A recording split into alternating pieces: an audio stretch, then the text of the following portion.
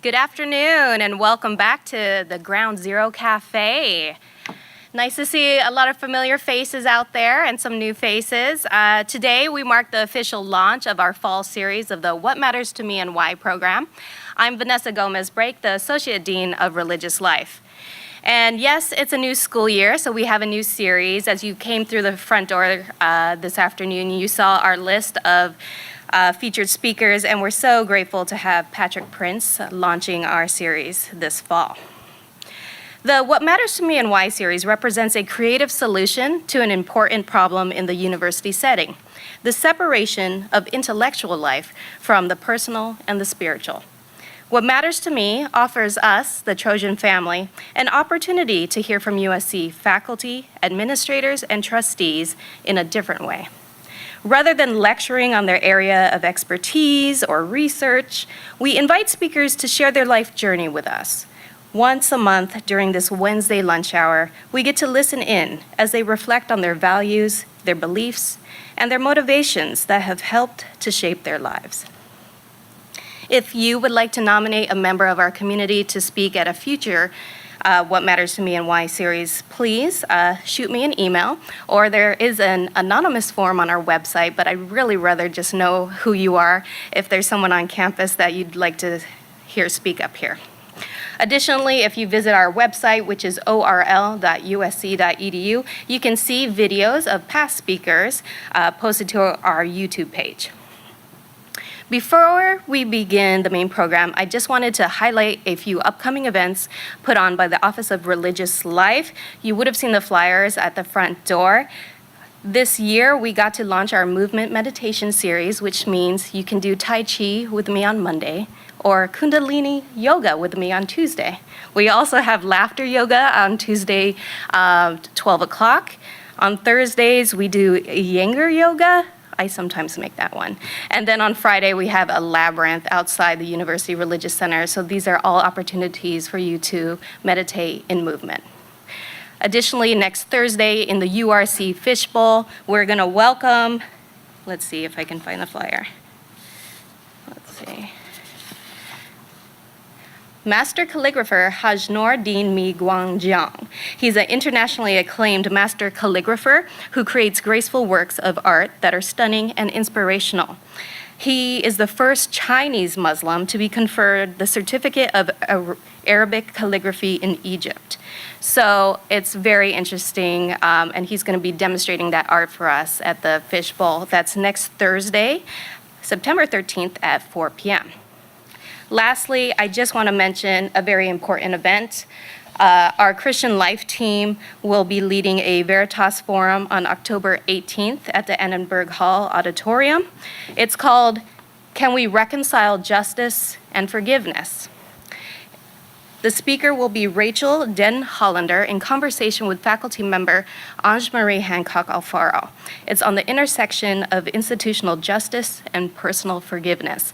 If her name sounds familiar, it's because she's become known internationally as the first woman to file a police report and speak publicly against Larry Nassar, the one of the most prolific sexual abusers in the recorded history due to his work at Michigan State and with the national gymnastics team. So that's October 18th. I hope you'll mark the calendar, a very important conversation to have on this campus. All right, so that's it for upcoming events this fall. I'm so grateful to have you here, to have Patrick Prince here as we begin this new school year. Dean Varun Soni of the Office of Religious Life hired both Patrick and I around the same time last year. So we've had a chance to be on campus for just over a year. And while I get to serve at the University Religious Center, Patrick came in under a new university initiative on campus wellness and crisis intervention. So to tell you a bit more about Patrick Prince, I'm inviting Ben Callen to the stage. He's gonna offer an introduction. He's a recent grad of USC, a fellow Trojan, graduating from the MPA and the MSW program just this last May. So please join me in welcoming Ben Callen.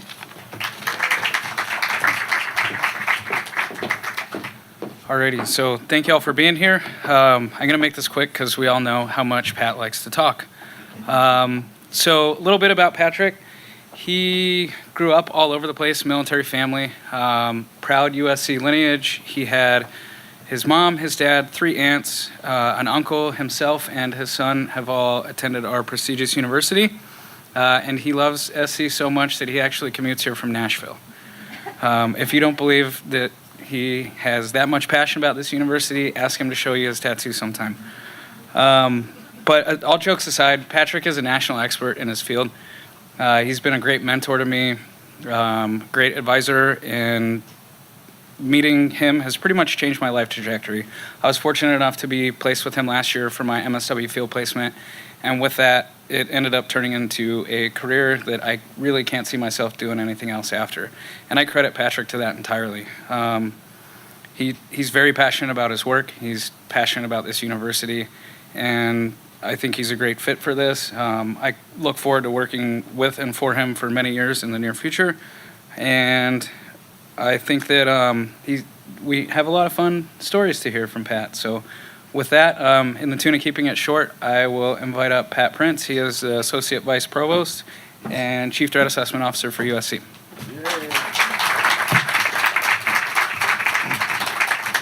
I'm blushing, thank you. I actually have notes, but I'm not really sure where to start or where to end. So I don't want to talk about what I do for a living so much, maybe near the end, because I appreciate the opportunity to talk about me. That's exciting. I want to talk about where I came from and maybe hopefully where I'm going to go. I want to make sure that this works. I'll take that. And so I don't want to talk too much about the people that are most passionate to me because I might cry. And I think about my family. We'll stop. We'll talk about something else. I'm just lucky. I'm fortunate. I'm appreciative of my family, my wife, my children, my grandchildren. It makes life worth living. And I tell my kids and my wife, if you can't cry about things that are important, something's wrong. And I think I was lucky. I love basketball. I have a basketball tattoo as well. And the way to get to see my tattoos is have a drink with me, and then God knows, I lose all inhibitions. You may not want to, but it happens. And when I was younger, I was pretty good. And in the 7th grade in Montgomery, Alabama, I was a little kid growing up. And I made the all-junior high team. I was the only 7th grader to make the team. There was only 2 8th graders. I was good. And I was looking forward to 8th grade. I was going to, tear them up. And just before school started, I fell 50 feet. And I landed on my hip. I shattered my hip. I was unconscious for a number of days. The family story is, they're taking me to the hospital, we didn't have much money. And I remember telling the ambulance driver, you got to take me to the base because we can't afford to go to a hospital in town. But they took me to St. Jude's Hospital over on the east side of Montgomery, and my grandfather was there. He lived in town. And he told the story for years that I kind of came in and out of consciousness, and I woke up and I said, Grandpa, I'm not going to make it. And it was hard. I missed a little over 3 months of school. I had missed 8th grade. Most of it, I was in the hospital. I've had multiple surgeries. I got my last rites, so except for becoming a priest as a good Catholic, I've had all the sacraments, and so that's a big deal. And so my life trajectory changed. But I look back and I think about it. I remember as a kid, I'm lying in a hospital bed, and because I was banged up pretty bad, they had to put me in traction before they could operate on me to get the swelling out. And I would fall asleep and I'd dream, and I'd have terrible dreams. And I'd wake up with a start. I'd yank my hip out of the joint. I'd just dislodge the broken bone. And every time I would wake up, there's this kid sitting next to me, this little 19-year-old guy. Because my dad was military. Because I was 13, I was put in the adult ward. And I was where all the Vietnam injured were coming in. And we were a regional military hospital. And here was a 19-year-old kid that was injured severely in Vietnam. I don't think he'll ever walk again. And every time I would wake up screaming or I wake up hurting, he was sitting with me. And my wife's going to laugh. But it means a lot. And it meant a lot to me as a kid. And I started to learn some things that I was lucky to learn about things like empathy and things like compassion and things like playing poker with all the old guys because they could take my money and they liked it, about appreciating the people that took care of me. I couldn't go to the bathroom. I had a cast from chest to ankles. I couldn't turn over. I had to have people clean the bottoms of my feet so all the skin would not become infected. And it was just a remarkable thing. I got going because I went to a small Catholic school. I was allowed to pass 8th grade because I had a friend, and she taught me a lot about friendship, and her name was Teresa Catt. And, you know, we moved a lot, and I don't know where she is now. I think she's in Atlanta. But she would bring my homework to me, and she would sit there with me, and she would talk to me, and she showed me what friendship was really all about. And that kid taught me what empathy was all about. And I learned what compassion was all about.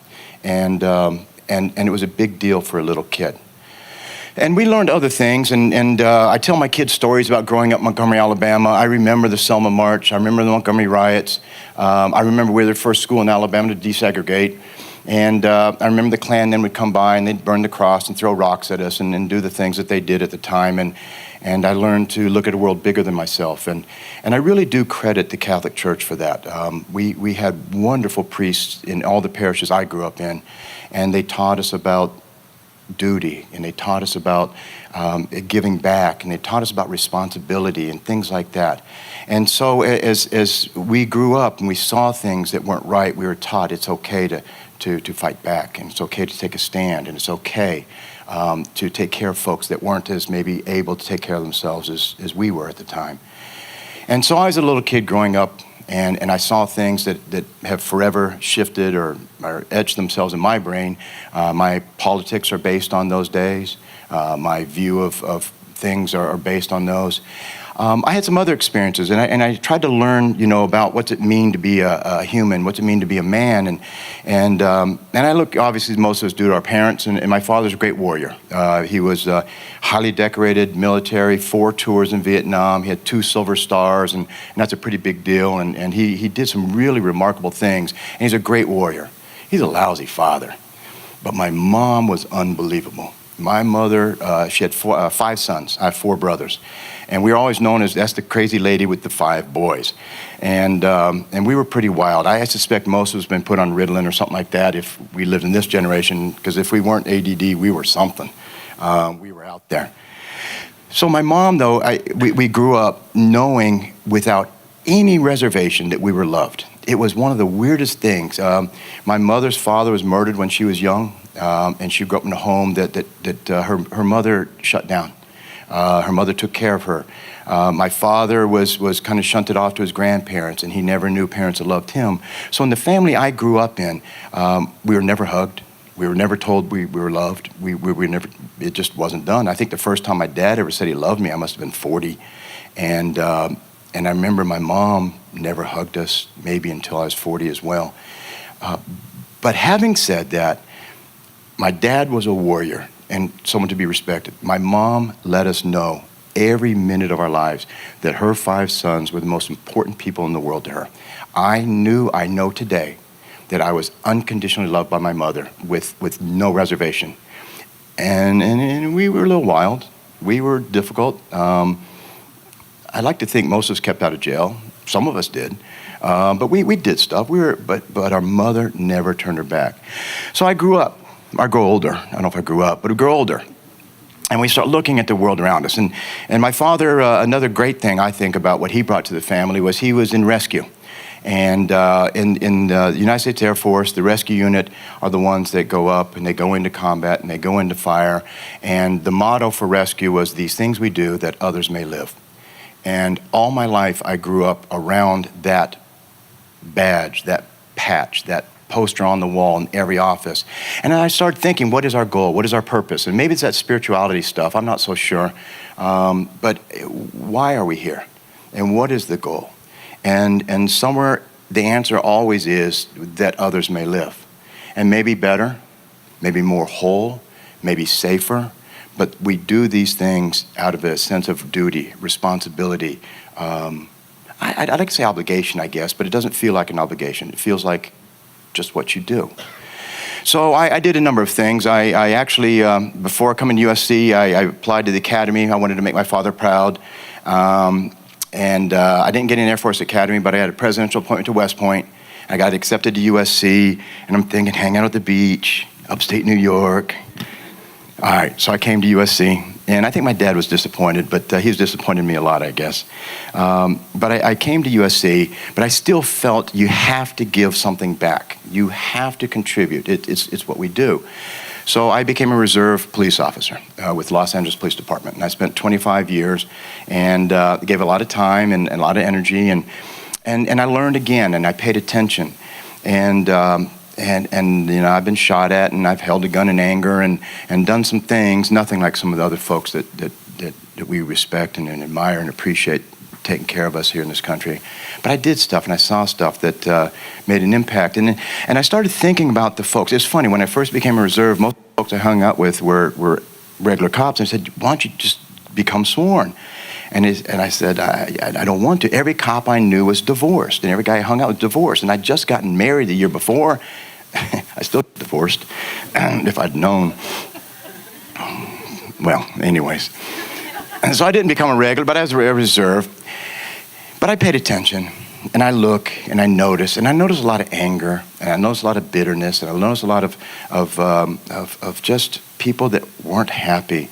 And I started thinking about meaning again, and this is that spiritual stuff that I don't understand, but humanity.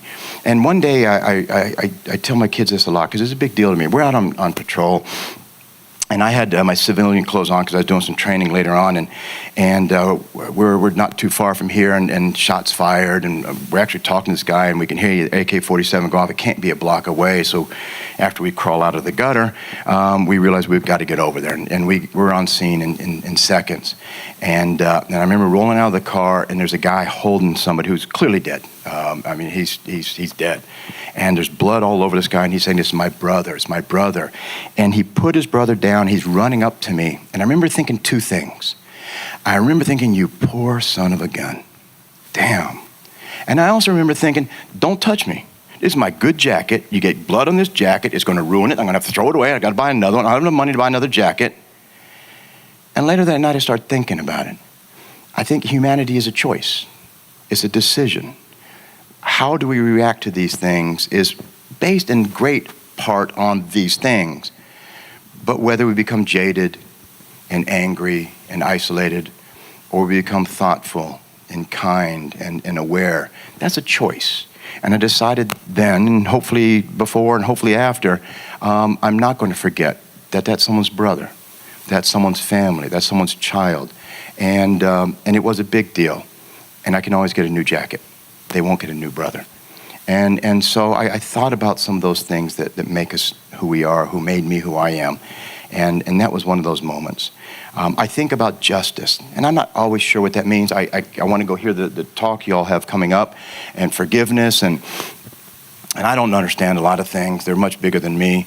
I remember some things that just didn't feel right. I was mentioning before we started up, growing up in Montgomery, Alabama, I remember, like I said, the Selma March. I remember things. I remember a kid down the street invited me to go to the YMCA to go swimming one day. Usually I went on base, but I said, yeah, I want to do that. And so here I was like 9 years old, and his mom drops us off at the YMCA. And when you go in, you fill out a little, who you are thing. And in the Old South, you're identified by what church you went to. It's just kind of what neighborhood you grew in, what church you went to. So I wrote down St. Bede's Catholic Church, and they wouldn't let me in. I was Catholic, and in those days, we're papists. We were not Christians. And I was not allowed in the YMCA. And I remember standing there, because my buddy, his mom's gone, and he's going swimming. And I'm watching through the fence while he's in there having fun with all his buddies. I can't come in. And I started thinking, I got a base I can go to. My father's an officer. I can go to the officers club pool. There's other folks like me who can't get in either one of those. Where are they going to go? And do they deserve a place to go swimming? Do they deserve an opportunity? And somehow I knew that they do. And I know that people deserve a right to get to the table. People have a right to provide for their families. They have a right to be happy. And somewhere along the line, whether it's in the little things we do or in the great social things we build, institutions, we need to go back and revisit. Do we create the right for folks to be human, to provide for their families, to be with their families? So those are some of the early things. I made a couple more notes. One of the things I think about as well, though, is, I did undergraduate here. I did my graduate work at the place not to be named up the hill. And I took a lot of classes in psychology. And so, of course, in my growing up, I have a favorite. So who is the greatest psychologist of all time? We got some social workers here. Freud would be, he's a perv. I'm just telling you right now, he'd go to jail if he's around now. He's a little weird. Erickson, if you got kids, is really good. There's some other folks, but the greatest of all, of course, is Popeye. Because what does Popeye say? I am what I am. Now, he also said it takes all I can take and I can't take no more, but we'll ignore that one. But he said, I am what I am. So who are we? What are we? What makes our values? What makes us who we are? And one of the things I had to do, because I did go to see 9th grade in Alabama, 10th grade in Illinois, 11th grade in California, 12th grade in Rhode Island. I was always a new kid and didn't always fit in. It helped that I was smart. It helped that I was athletic. But I always wondered, who am I? And what am I? And one of the really terrible things that kids growing up, I think like I did, is we learn to compartmentalize. I'll be who you want me to be so I can survive, and I'll be who you want me to be so I can survive there. And so we create all these little compartments. And it wasn't until I met my wife who said, just be you. It's okay. And I started thinking about if all the things I could give my kids, the two things I hope is that one, it's okay. Whatever, whoever you are as a person, it's okay. Now, some of the things you're doing, I'm not so crazy about. And I think back then, the one thing I guess I learned from my parents, and one of many things that I tried to hold on to, was what am I going to give my kids? And so from my mother, I truly believe that my children know that I love them. I know they do. I think about it a lot. There were times, each one of them, they grew up, they didn't want Dad around. They were embarrassed that I was there. They didn't want to be seen with me. That's okay. They got to grow. But not 1 second in all of that did they not know that they were loved. And that's a big deal.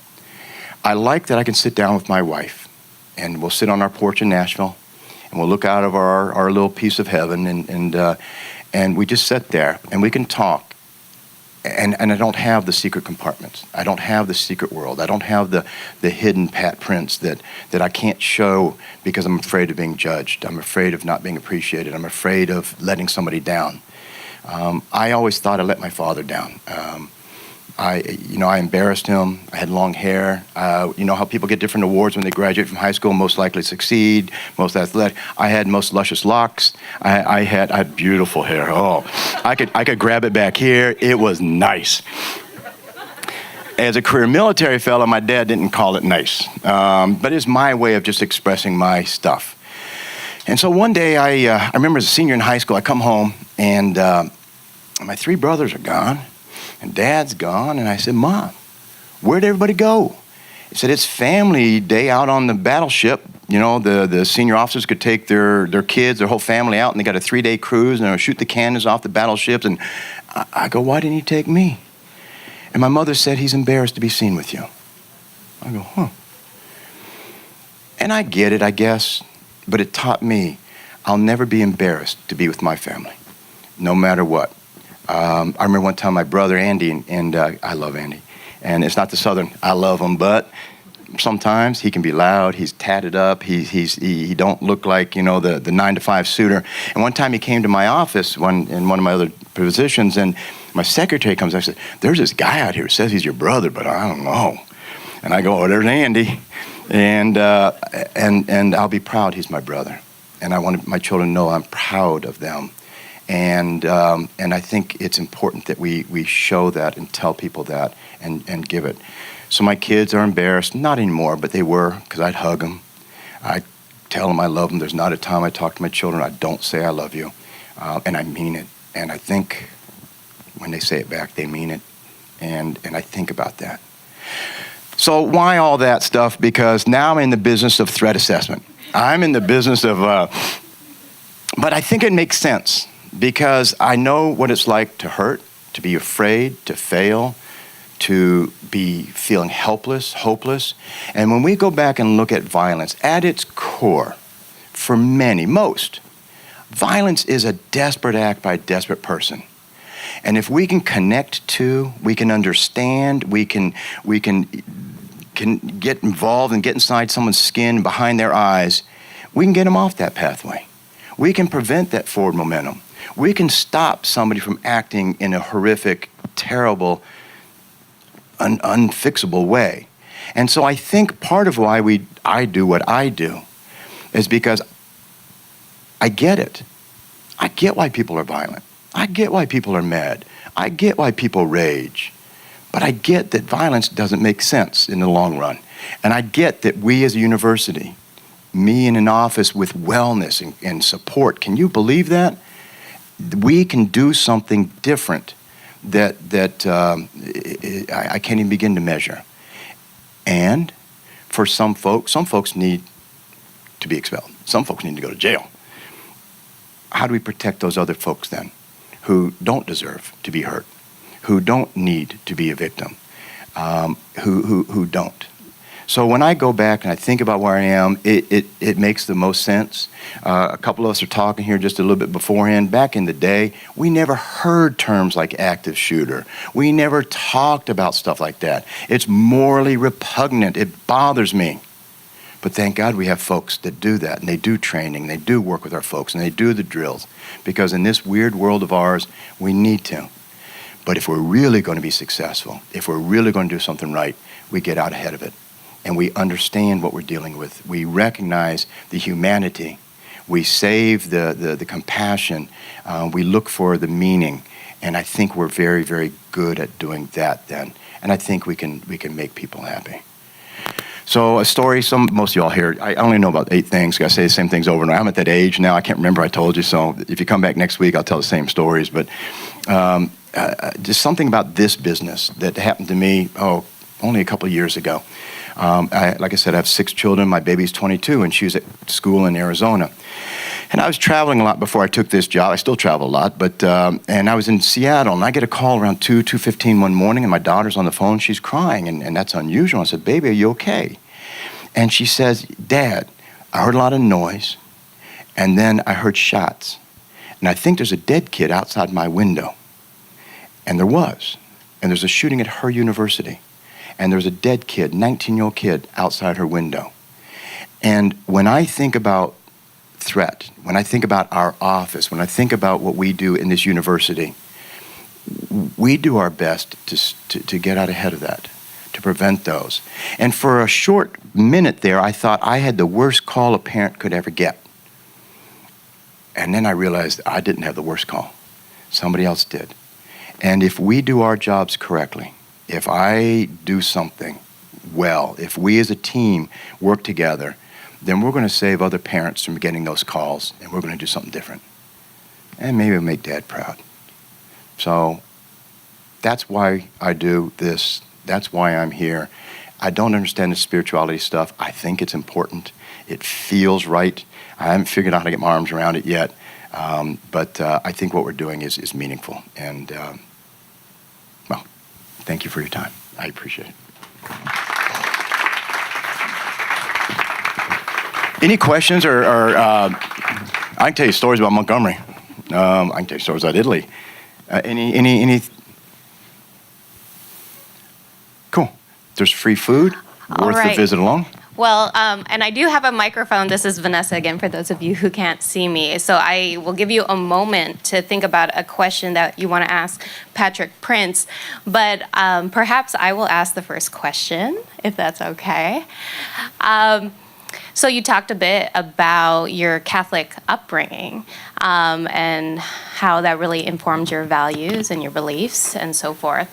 And yet we see you in this very challenging position here at USC. And I'm wondering whether your Catholic tradition or other spiritual practice or other sort of grounding helps you to do the work that you do every day, knowing that it is you who faces every single threat and crisis that comes to our campus. Well, dang, you're making it sound like we're important, but I think so. I don't know. I struggle with spirituality. I grew up in a church that was welcoming, that was whole. It held me. And early on, I remember a young kid that worked for this company. Was doing some with died of AIDS. And this is back in the 80s. And so I spent a lot of Christmases up at the AIDS unit. Some of y'all have been to County USC. If you remember the day, if you were diagnosed with AIDS, it was a death sentence. And the kids didn't last, and they were all babies. And I spent several Christmases and Thanksgivings up on the 7th floor at County USC. It's where everybody's kept. And I remember one of the early ones, I went to a funeral, and the priest, in a church I wasn't a member of, and I didn't know the priest, but he started off saying, "You unworthy soul," and he got worse from there. And I got bitter. And so there is a core of me that doesn't forgive. And so I know the church was wonderful for me. It taught me that we're part of something bigger than ourselves, that there is a reason for what we do, that there's a point to all this, and it's warm and it's wonderful and it's welcoming. And then you see those other little petty things that just caught me and I couldn't let go.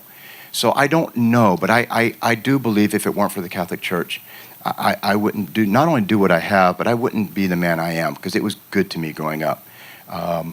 I let some pieces of it jade me. And so I walk away from the church, but I don't think I can walk away from the spirituality of it and the grounding.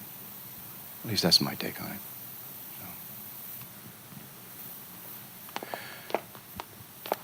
So. Oh, you have a question? Wow.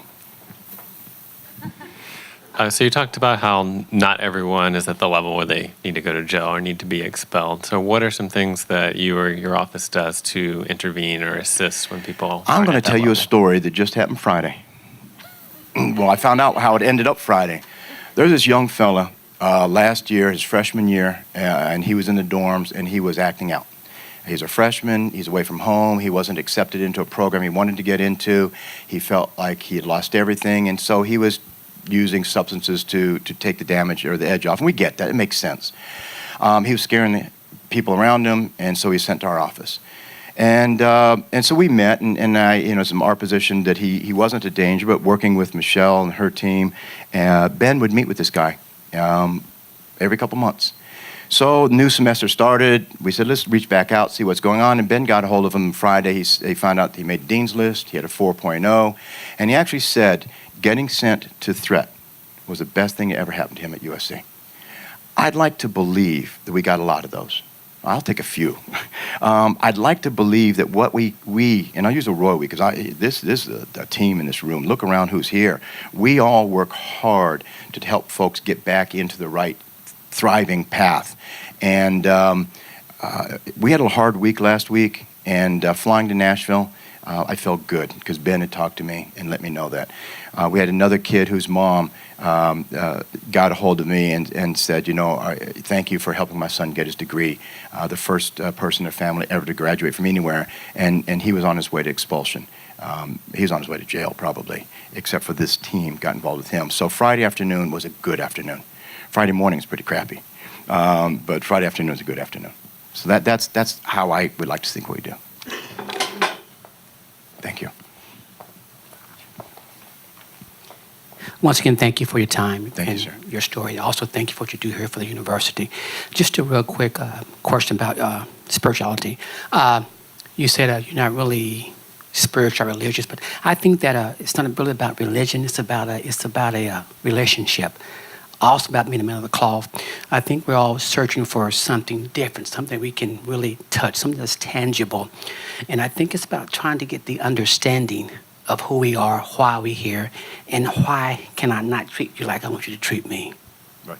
I think there's something much bigger than us, and I appreciate that. I think it transcends a lot of things. I'm not one of the greatest thinkers on this in the world, certainly. I'm not the smartest person in this room. But I think about these things a lot, and I'm getting to the age now, if you go to Erickson's generativity, I'm getting to the point where I want to look back. And I think there is a purpose, and I think there is a connectivity, and I think it's humanity, and it's love. I'll be honest with you. I'm not a real biblical person, but my oldest son is named Matthew because whatever you do to the least of my brothers, so you do unto me. And I think about that stuff, and I think back to Corinthians, and of all the things, the greatest is love. I have no doubt. I have no doubt. And so I think there is that spiritual stuff through all this. I really believe that. Cool.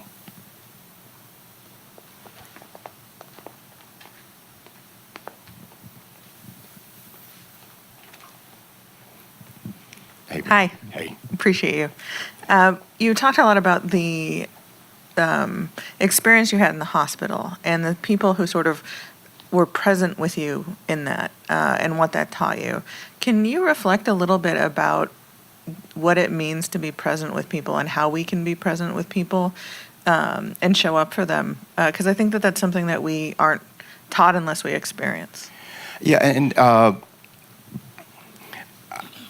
there's an old book written by one of the big gurus in the 60s, Ram Dass. Some of you old enough to remember, some of you old enough to go back and look historically, but he wrote a book called Be Here Now, and in the mid-60s. And I think of all the things I learned, the most powerful thing was just being there. And here was this fella, and he'd hold my hand, and it's okay. And he would just sit with me. And somehow I knew that he didn't know how I felt, and I didn't know how he felt, but it was okay to feel, and it's okay to be. And so I think it's time. You remember we kind of got ripped off, I think, by psychology back in the 80s. We're trying to deal with all the divorces and all the challenges to our families, and they said, quality time, right? We spend quality time with our family. There ain't no such thing as quality time. There's only time. And so I don't know really the answer. I'm not sure what the question, but I think we learn how to spend quiet time with people. My daughter, as I mentioned, went to a school in Arizona, and she wondered why I'd like driving her to school. I mean, it's an 8-hour drive. I can fly her out there. Because I know the first 2 hours she's going to sleep. The second 2 hours she's going to play on her phone. But maybe around the 4th or 5th hour, she'd actually tell me something. And she'd start sharing her with me. And she'd start telling me some of her dreams and her wishes. And I could sit there quietly and let her be and grow into her own skin and feel comfortable and safe. And I think that's one of the hardest things to do, is to learn how to be quiet and learn how to accept and learn how to just take people for where they are and appreciate it. I think it was this Socrates or Aristotle. I love all these quotes. They said Socrates. No one knows what he said. But, he said, be kind, for everybody, every day fight's a great fight. Life's hard.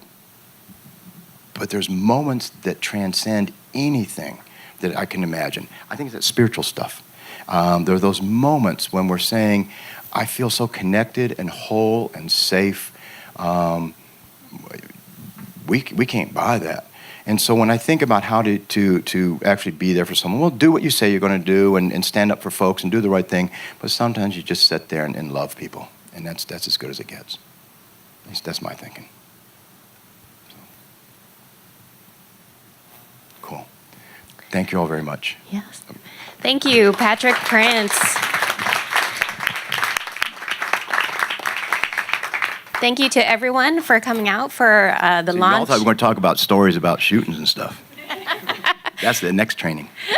You can catch him off stage for some of those stories.